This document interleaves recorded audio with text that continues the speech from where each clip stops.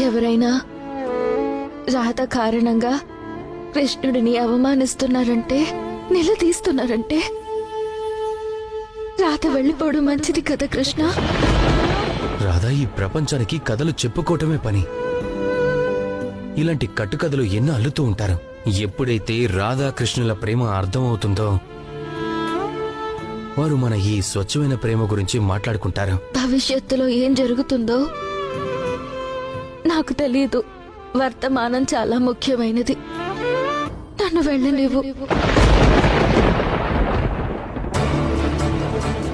నేను నిన్ను ఎప్పుడూ బలవంతం పెట్టలేదు రాధా.